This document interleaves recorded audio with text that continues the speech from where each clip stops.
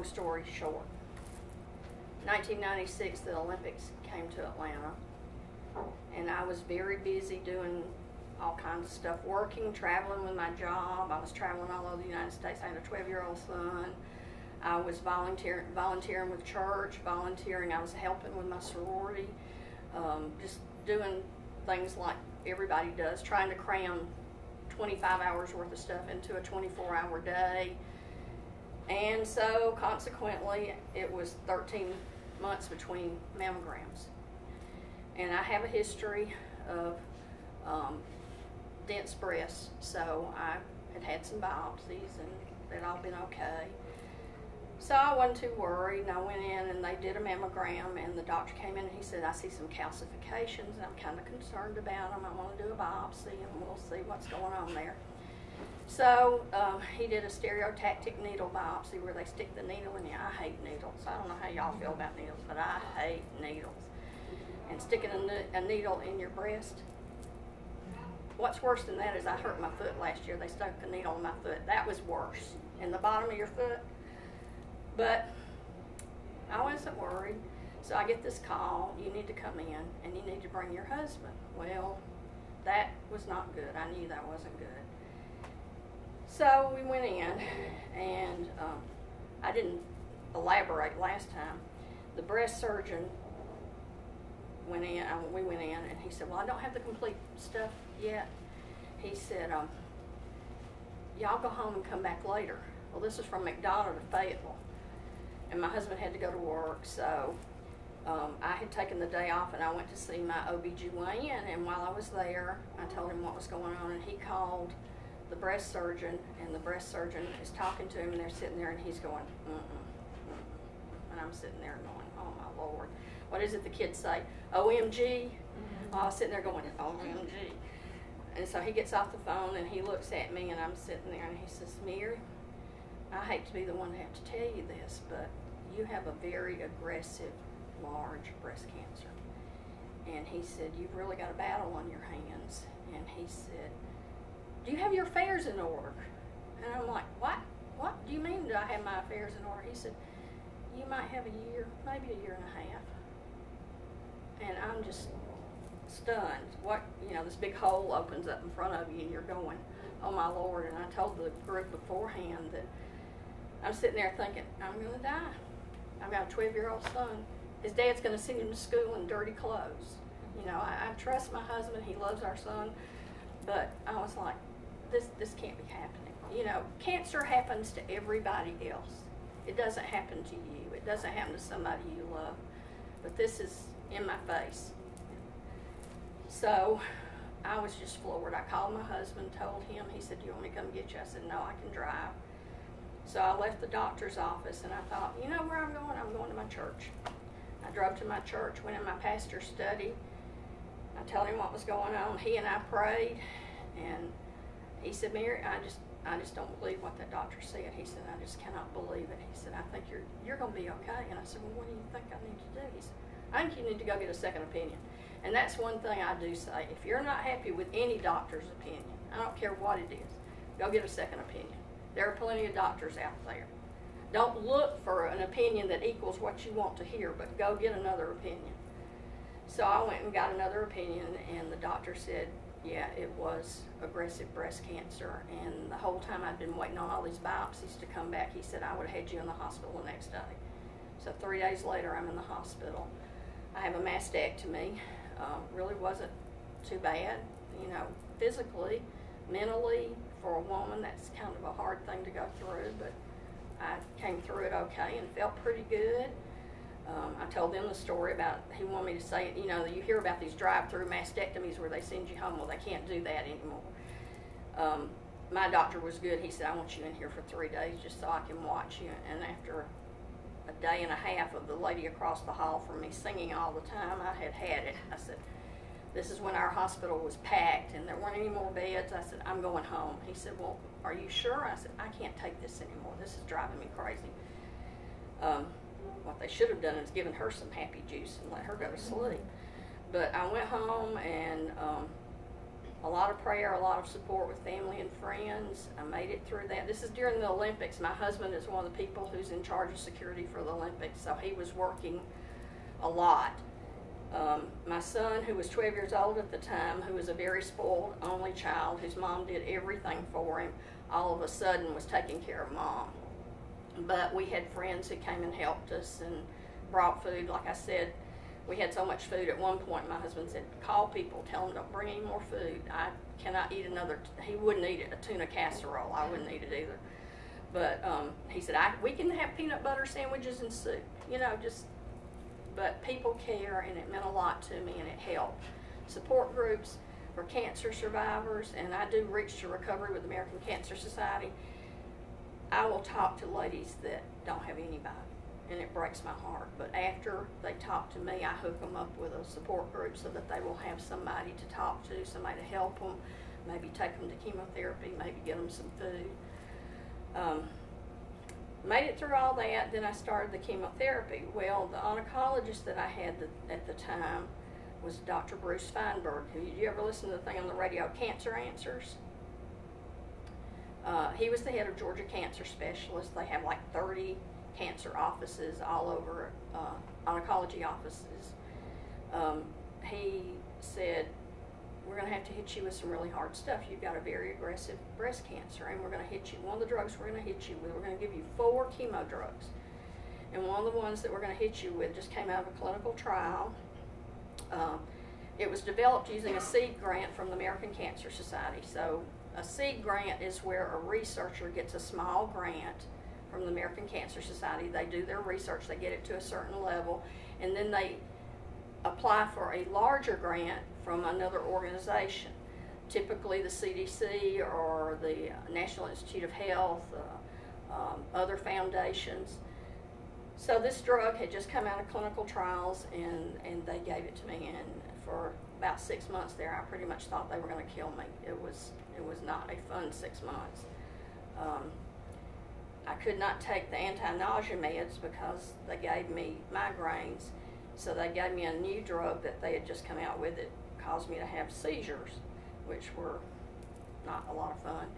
But made it through the 6 months, and I tell this joke, and sometimes people realize that I glow in the dark. And the kids at Georgia Tech, I was talking to them, and they were like writing it all down. I said, don't write it down, it's a joke. It's not something true. Chemo has come. All treatment for cancer, not just breast cancer, from 15 years ago has just come eons from where it was. So my son had to hold buckets for me to puke in a lot, and it helped him develop into a really mature, aware young man. A lot of young people, I don't think, realize how much their parents mean to them until they get older. And he was just starting into that teenage phase where parents know nothing. And it helped him mature years beyond what his friends were. He helped start, long story short on him, he went to Georgia State and he helped start Colleges Against Cancer here and the Relay for Life here. And several years ago won the American Cancer Society Award for Youth Leadership. And all that came from me having breast cancer. But I'm just blessed. You know, I look back on it now and it seems like something that happened to somebody else. But cancer happens to us. You know, you hear those words and you're like, they can't be telling me this, but it was the case. Made it through the chemotherapy, had plastic surgery, and it was a train wreck. Everything that could go wrong went wrong. Was basically a nightmare. I had to have about, I think all told now, I've had to have about 6 surgeries to repair what went wrong. And I speak to a lot of women's groups and I say, plastic surgery has improved from when I had it, but make sure it's what you want. These people that have all this plastic surgery, I'm just amazed that they do it and go through it and it comes out good, because my experience was not good. But I'm still here. 15 years later, I am still here. And that's the main thing. That mammogram that now they're questioning when to get it, should women get it, that causes too many biopsies that are false positive, blah, blah, blah. I'm not a scientist, I'm not a doctor. All I can say is that a mammogram, 13 months later now, it wasn't like 4 or 5 years later, it was 13 months, found an aggressive breast cancer. I got aggressive treatment, and I'm still here 15 years later. And I'm blessed. So young women in their 20s and 30s need to have clinical breast exams with their doctors at least every 3 years. You need to do self-breast exams every month. If you're over 40, you need to get a baseline mammogram and get one every year after that. Older women, we're seeing an increase in breast cancer because older women, for some reason, it's out there that once you go through menopause, you don't have to have mammograms, that you can't get breast cancer. That is not the case. As you get older, the percentages of getting breast cancer, the odds on you having it go up. So if you know older women in their 70s or 80s, please get them to get, if they're in good health, have them go get their mammogram. Encourage them. Form buddy groups with friends that every year, you know, you call them and say, it's time, we all got to go get our mammograms this month. And the other thing I brought up too, I spoke to a group of young professionals last Tuesday night in Henry County, and they were mainly guys, a lot of lawyers in this group. And I said, guys, do you know that men can get breast cancer too? And their chins hit the ground. I said, my husband was APD lieutenant after I went through the breast cancer, and one of his young officers came up and said, Lieutenant, can men get breast cancer? And Larry said, yes, they can. And he said, well, I've got a lump that I've had for a while next to the nipple. And he said, do you think I ought to go to the doctor? And Larry said, yes. That's the other thing. Breast cancer doesn't necessarily hurt. Some types of breast cancer cause discomfort in the breast, but breast cancer is silent until it gets to the point that it is causing some major problems. That's why mammograms are so important. So this young man went in, and he was stage 4 breast cancer. He didn't make it. He was in his 30s. And Larry said he didn't know how long the lump had been there. But, you know, he didn't think men got breast cancer. I spoke at an event in Henry County several years ago at a church. And it was during October, it was during Breast Cancer Awareness Month. And I was speaking, and the room was just full of women. I noticed this guy kind of peeping in the door, and I thought, well, you know, I kind of said, come on. He said, no. So after it was over, I asked the lady who had asked me to come speak, I said, there was a guy kind of peeping in the door. She said, I know, that's so-and-so's husband. And he was going to come in because he has a little lump in his chest that he wanted to ask you about. And I said, have they left? And she said, no. And so I went out to the parking lot and stopped him. Oh, the reason he didn't come in, and this really, I have a short fuse, this really ticked me off. The pastor said men can't come in there because breast cancer is for women only. So he wouldn't let the guy come in the room. So I went out and talked to him, and I said, look, you need to make an appointment. You need to go to your doctor. They need to do a mammogram on you, an ultrasound, check and see what it was, and it was breast cancer. The good news is he is doing okay. He did get treatment, but it was breast cancer, and he's doing okay. One of the things that's really close to my heart is working on research and funding for research and trying to make sure that women get mammograms. I spoke to a group on Saturday, and this is my little thing about the American Cancer Society. We have a sister organization called ACS CAN that works on legislation for funding, for research, and for issues affecting cancer, all cancers. And my friends went this year. I didn't get to go with them to Washington this year. They just got back last week, and I understand that most of the programs that impact on cancer, the funding is going to be cut. One of the programs that I really care a lot about is called Breast Test and More, and it's a program that's 75% federal funded, 25% state funded. So if the state of Georgia allocates $100,000 for Breast Test and More, they get $300,000 from the federal government, and that gets mammograms for women who can't afford mammograms. Well, the federal government is cutting their funding, and from what I understand, the state of Georgia is cutting their funding. The current funding that we had was only treating 1 in 5 women who needed mammograms, getting mammograms for them. And then after you get the mammogram, of course, if it comes back positive, you got to have treatment. So I'm not going to make a political statement. I'm just going to say in our country there is no excuse for women to not be able to get mammograms, and if they do find breast cancer, to get treatment. So I'm very involved with the American Cancer Society. I've been to Washington 8 times to talk to Congress about issues with all kinds of cancer. I was going to give you some statistics. I'll give you the negative ones first. As I said, I'm an accountant, so I live by statistics. The negatives are 1 in 8 women will have breast cancer. Think about your family, your friends, divided by 8. Do you have friends and family now who are breast cancer survivors? A lot of them they're not like me. They don't want people to know they had it. There used to be a real stigma attached to it. And so they get their treatment, they don't say anything, they don't let people know. This year, 2011, 230,000 women will be diagnosed with breast cancer in the United States. Over 30% of women who are diagnosed, it has spread out of the breast. In other words, it's metastasized. 40,000 women will die from breast cancer this year. The good news is, when it's detected early, the 5-year survival rate is 98%. That is unbelievable.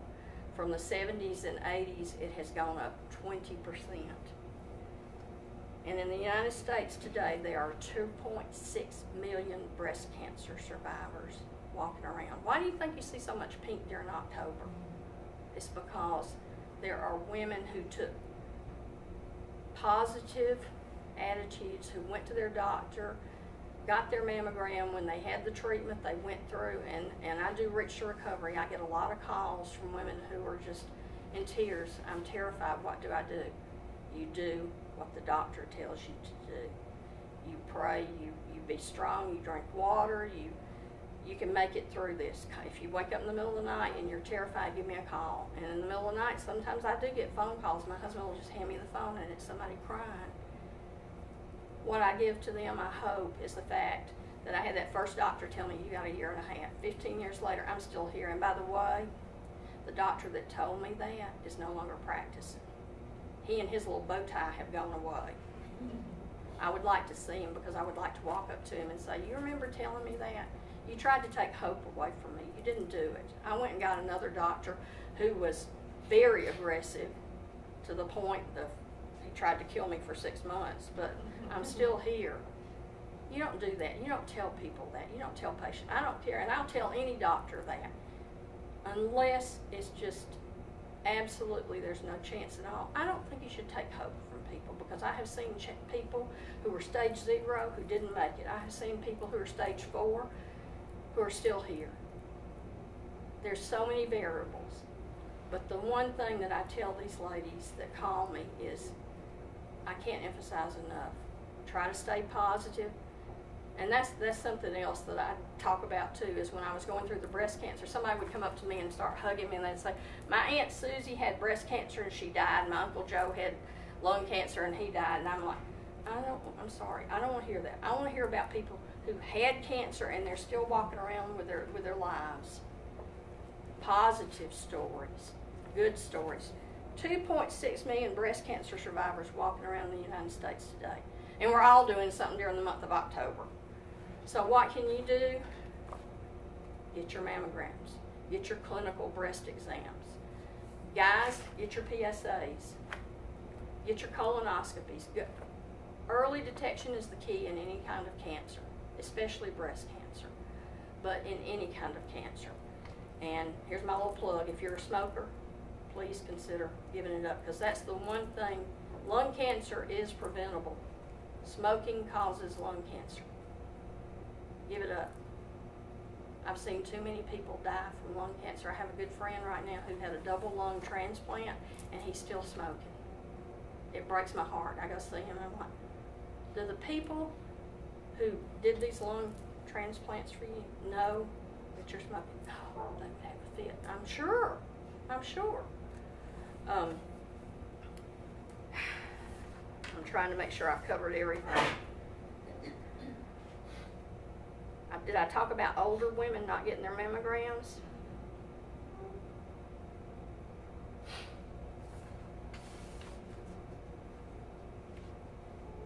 on TV, there's ACS has a commercial that I love that's Happy Birthday, and they have different people singing Happy Birthday.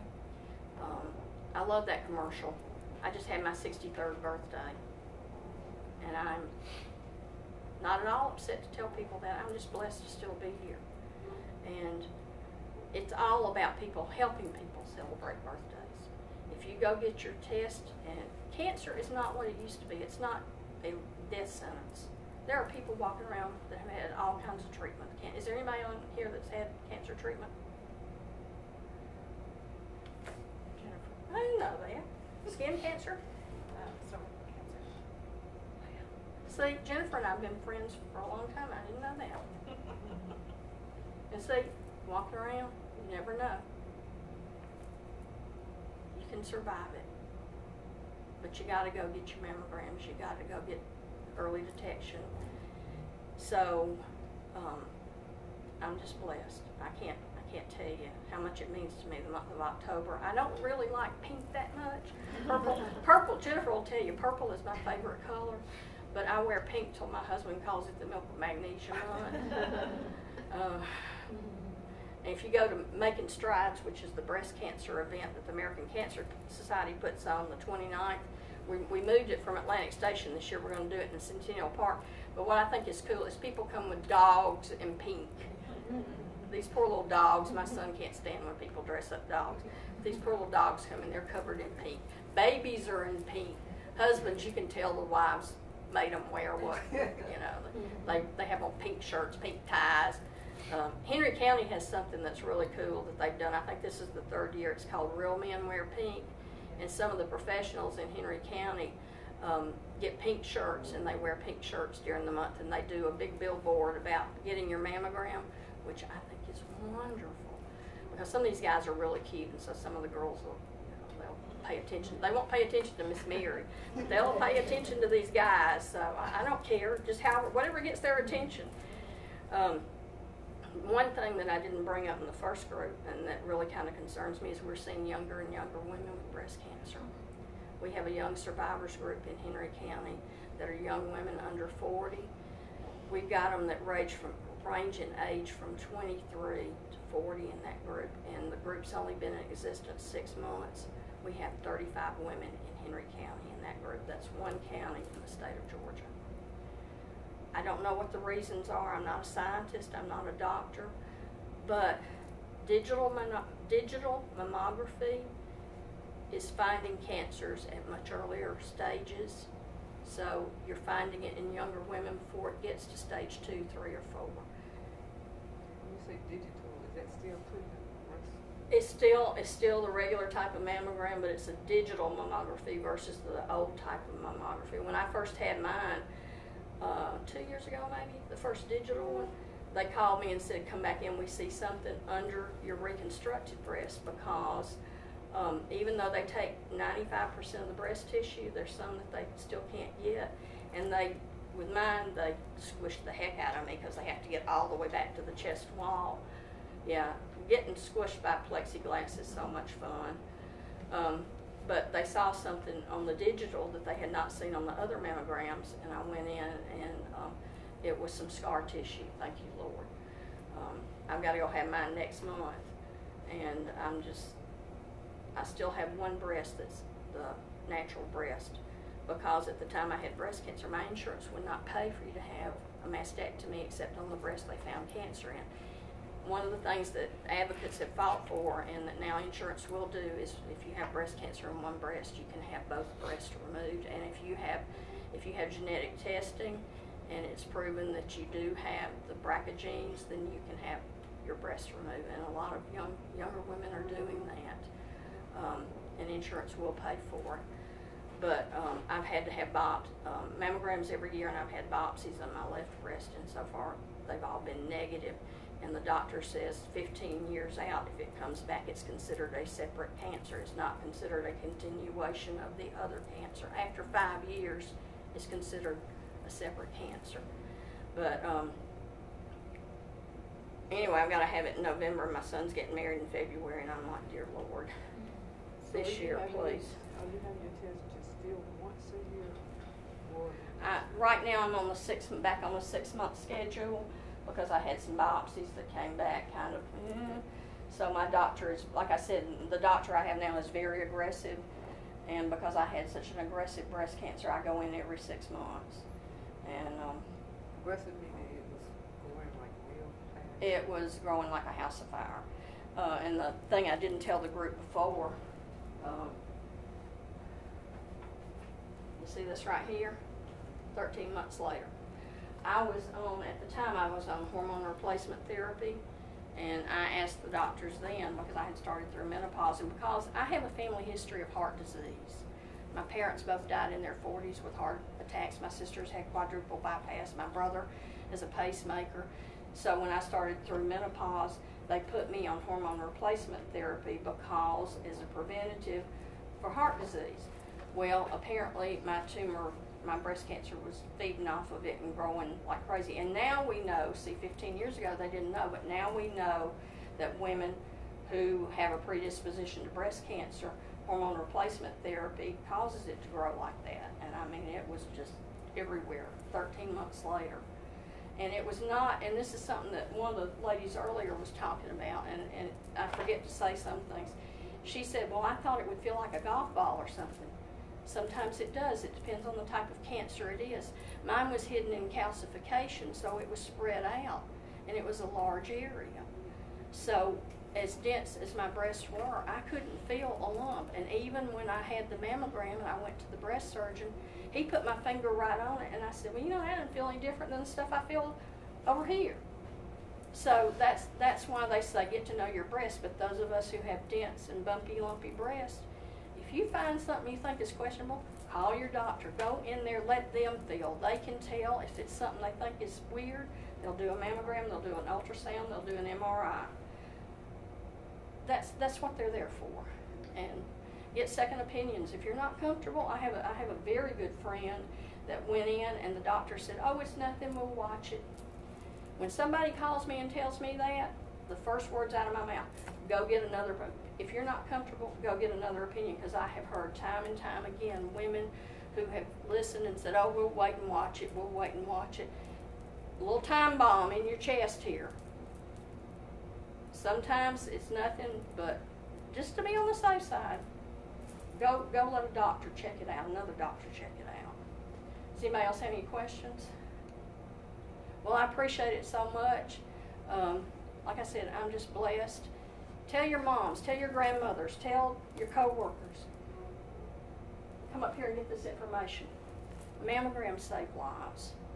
During the month of October, I gave everybody a pink, did you get a pink ribbon? I like polka dots. Oh, I didn't even have one on. I got on my polka dot shirt. I like polka dots, so I made some little polka dot breast cancer ribbons. One of the ladies at my doctor, I had to go to the eye doctor this week, and I took them some ribbons, and she says, the NFL teams last weekend had breast cancer, and she said, my little boy's on a football team, and they wanted me to make them some ribbons. She said, can you make them some ribbons, but can you make them washable? I was like, okay, what am I going to do that these little boys won't have dirty in 10 minutes? And I just finally said, well, I'll just go get some Grosgrain and then spray it with spray and wash, or not spray and wash, Scotch Guard, and hopefully it won't be too dirty. But I thought it was cool that these kids saw the NFL players and that they wanted pink ribbons.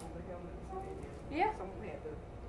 I actually have a pink bat from the Braves from several years ago when they did the breast cancer event, and I love my pink bat. I've had to hide it several times because my son and them have had it out showing people.